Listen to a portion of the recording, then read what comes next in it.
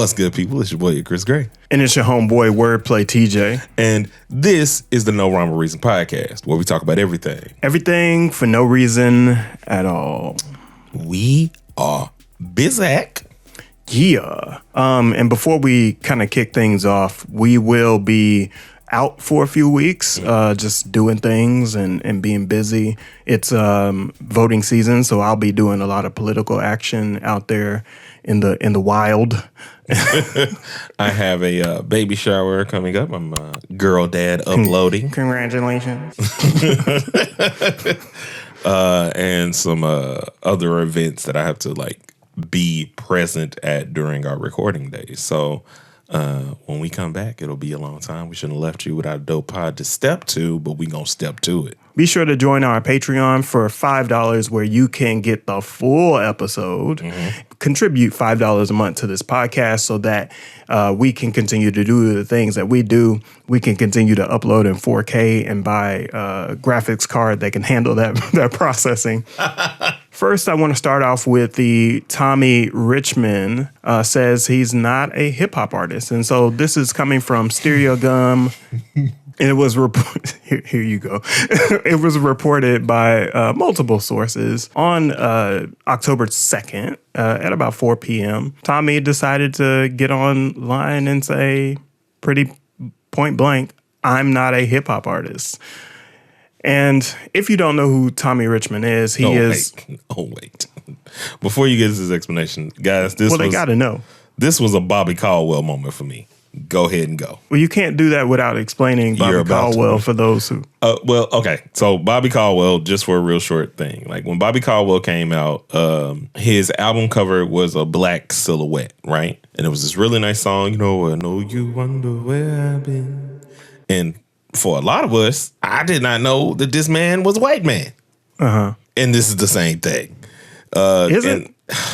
I did not know until you just showed me. Has Bobby Caldwell come out and said, "I'm not a R&B artist" or something like that? No, but they knew who they were trying to get as his audience. And I think the same thing is happening here. Interesting. I 100% do. Because there's no way that you say, "I am not a hip hop artist" without knowing what the people around you were trying to do. I think it's different. I think it's different unless that artist comes out and says blatantly, "I don't want to have to do anything with these." Anyway, so Tommy Richman, he went viral on TikTok with $1 Million Baby. He also has a song called "Devil Is a Lie," and both music videos are stereotypically hip hop videos. They have fancy cars in there. They have women in the bar and in the lounge. He has his hat turned backwards. He's, you know what I mean? It's just kind of the stereotype of what the NFL Super Bowl crowd would see as a hip hop artist. And so not only that, the syncopation or the instrumentation in the beat has a lot of Memphis influence. It has a lot of Texas influence. And so it sounds like hip hop music when you play it. And so, so I want to. Do you have any additional thoughts on this or takes before I kind of read the response on Twitter? It's a very interesting thing as an artist, and I get further down the line what he was trying to say, but I think as an ancillary thing, it is our ancillary, but as a prerequisite, you have to understand that our culture of hip hop is way broader than people try to make it. And I don't think a lot of people understand that, i.e. given his comments.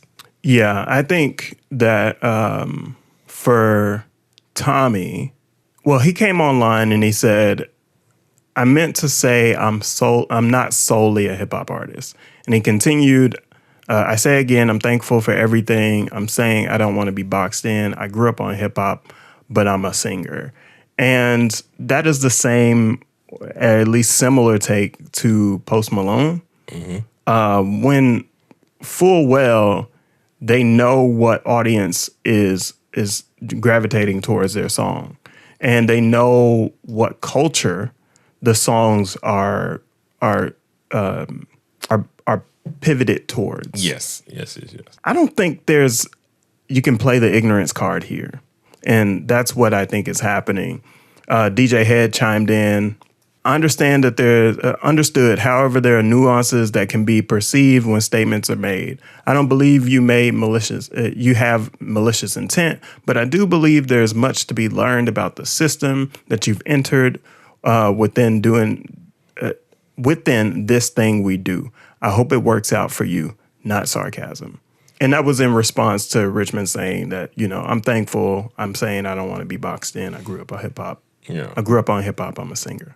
But that was also in response to, I think DJ Head had posted, well, if that's the case, if you are not hip hop, then hip hop stations need to stop playing $1 Million Baby and Devil Is a Lie.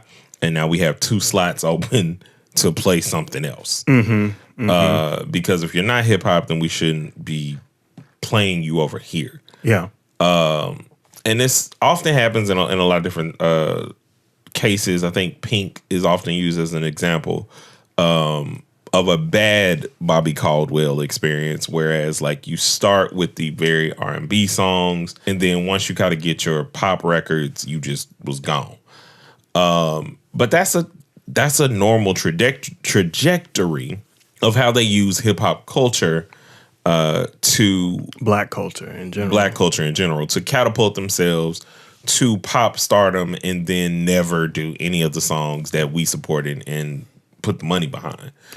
I don't necessarily think that happened with Pink, or even Christina Aguilera had a bit of that. We love voices. We are very into people having good runs and having good control of their voices and everything else. Like people that could have actually sang on We Are the World and not just been yelling.